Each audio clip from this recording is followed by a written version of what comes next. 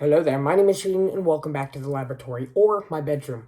Today in chem, someone made a very interesting remark that I strongly disagree with. Water is wet.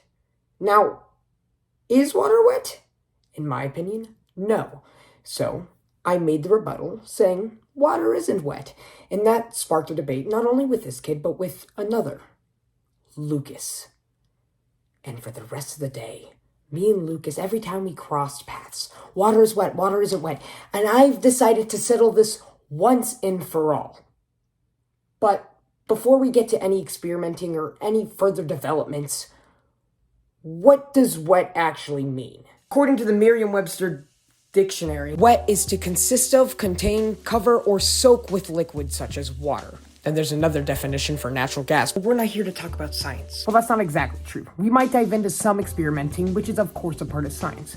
But before that, I want to focus more on the technicalities of the English language and why wet and its definition kind of proves itself that water is not wet. Now let's take a look at the Oxford English Dictionary's definition of wet. Wet is to consist of moisture and liquid, chiefly as a pleonastic rhetorical epithet. Those words, I don't know what those mean. But I digress. Let's go back to the definition from Merriam-Webster's dictionary. Wet, consisting of, containing, covered with, or soaked with liquid, such as water. Now let's take a look into the meaning of each of those words, shall we? To consist is to be composed or made up, usually used with of. Let's look at the examples they give. Breakfast consisted of cereal, milk, and fruit. The team consists of 5 players. This book consists of over 1,000 pages. This bottle consists of water.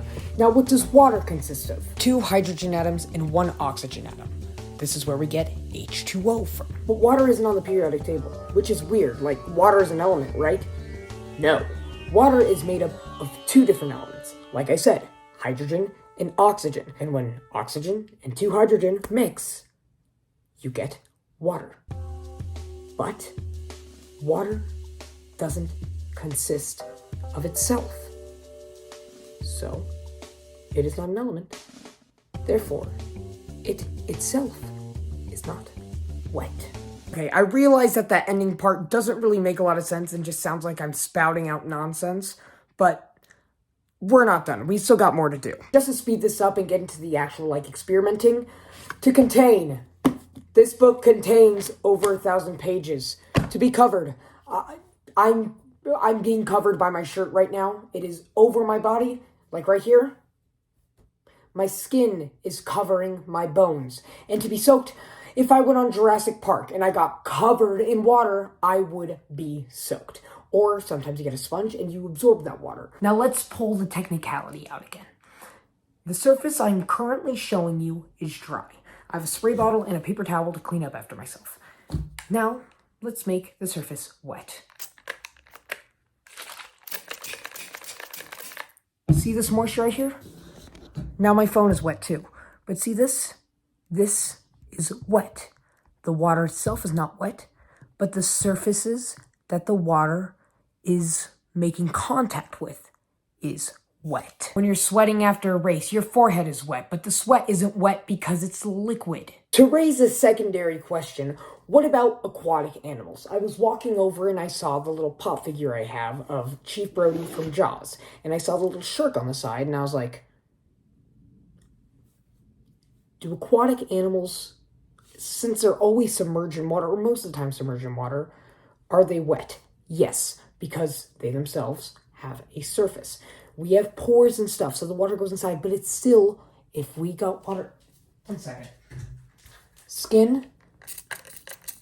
Wet skin. See that? My skin is now wet. It was previously dry.